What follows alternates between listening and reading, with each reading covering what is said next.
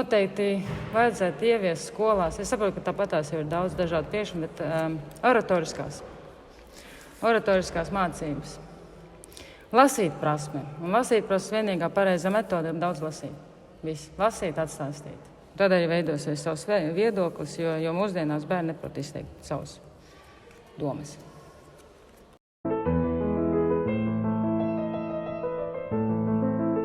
Tā kā es strādāju dizainā, kā dizaineri, un piedalījos vienā projektā par apģērbu projektēšanu un apģērbu piegriežu projektēšanu. Un man iedeva katru nedēļu 5 studentus, un katru nedēļu jaunu studentu nāca pie mani mācīties. Un viņi bija ļoti priecīgi par to, ka viņiem ir tik forša pasniedzēja, kaut gan es nebiju vēl pasniedzēja, bija vienkārši profesionāli savā jomā. Un tajā brīdī es sapratu to, ka kādēļ es nevarētu dot pienesumu skolniekiem, topošajiem varbūt dizaineriem, un apmācīt viņus dizainā.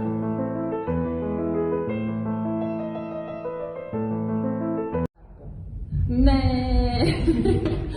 es tikko esmu tikai sākusi. Šis gads ir mans pirmais gads skolā, un katru rītu es ceļos ar smaidu, ar prieku, kā man gribas doties uz skolu, un gatavojoties stundām, es jūtu, ka man ļoti patīk, un lai arī kādas būtu situācijas, dažbrīd kāda sarežģītākā, kāda bēdīgāka, bet tādas domas man nav, un es ļoti ceru, ka arī nebūs. Jā, ir bijis. Tas patiesībā bija pagājušajā gadā, kad es domāju, ka es vēl šeit nestrādāju. Es domāju, ka es nekad vairs neatgriezīšos skolā, bet tad es sapratu, ka vienkārši drusciņ kaut ko vajag savā dzīvē pamainīt, un šeit es esmu, man ļoti šeit patīk.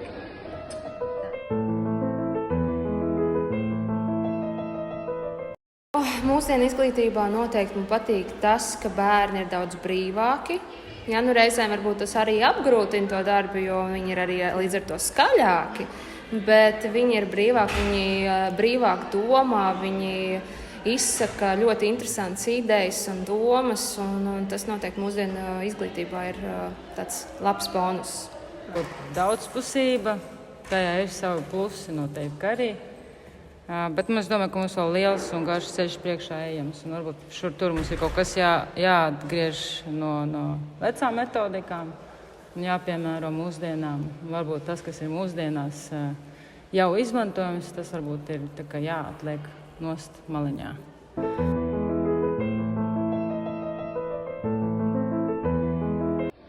Visgrūtākais skolotāja profesijā patiesībā ir redzēt bēdīgus bērnus, jo es vismaz gribu, lai man tāda vienmēr vēlme ir bijusi, lai no manām stundām visi aiziet prom priecīgi, tādi pozitīvi noskaņot, un vienmēr mazliet graujuši sirdi, ja kāds aiziet prom, varbūt bēdīgs, varbūt viņam kaut kas īsti līdz galam nav sanācis. Un vēl dažreiz ir ļoti skumīgi lasīt bērnu sacerējumus par kaut kādām viņu, tā teikt, lietām, kas nomāca viņus ikdienā. Citreiz bērni ļoti caur sacerējumiem atklājās skolotājiem patiesībā. Dažreiz ir arī grūti tos lasīt.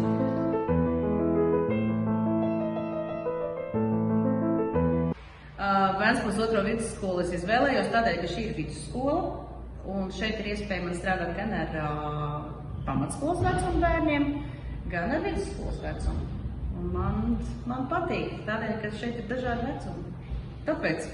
Un 2. vidusskola pat man arī patīk pati skola, man patīk. Un es meklēju darbiņu, un 2. vidusskolā nebija mūzikas skolotājs. Un es pieteicos, un es atnācu šeit, un šeit bija ļoti, ļoti brīnišķīgi cilvēki, direktore, un satikos ar vadību, un viņi bija ļoti tādi, jauki, aicināja, teica, ka viss būs baigi. Baigi nav tas īstais vārds, bet viss būs ļoti jauki, un lai es nebaidos, jo es nedaudz uztraucos par to, ka tomēr šeit ir krievu valoda, un es krievu valodu, teikšu, godīgi nemāku. Bet nē, visi bija ļoti jauki un teica, lai es nebaidos un nāku, un tā es esmu iejutusies, un man šeit ļoti patīk.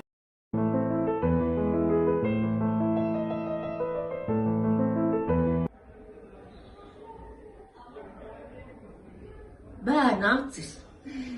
bērna acis tās, kuras uzreiz saprot, ko ir redz, bērna acis, kurš ir priecīgs, bērna acis, kurš ir laimīgs, tad arī skolotājs ir laimīgs.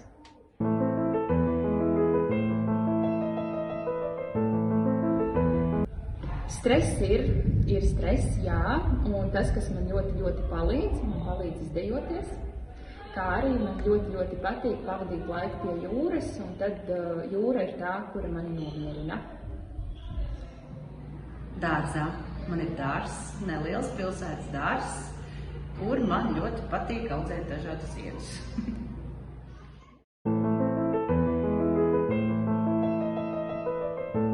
Mana spilgtākā atmiņa no manas skolas laikiem ir no angļu valodas skolotājas mūsu skolēnu darbībā skaistākā vārnīca ar zīmējumiem un vārdu tulkojumiem. Uz Eiroparlamentu mēs braucām ar klasi, tur bija. Bet es neatceros, ka tas laikam bija vidusskolā pašā sākumā, un tad mēs tur braucām, mums bija visāds izklaides. Šādi te kopā būšanas ar klases biedriem, tas laikam ir tas visforšākais, jo man bija ļoti jauka klase, un visi viens bijām ļoti jauki un aktīvi. Un tas laikam arī ir tas, kas tā spilgtāk paliek atmiņā, tā kopā būšana.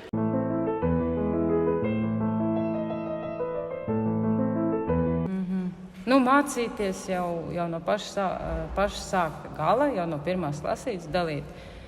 Krievu valoda ir labs teiciens. Pateikšu krieviski. Делу время, потехи час.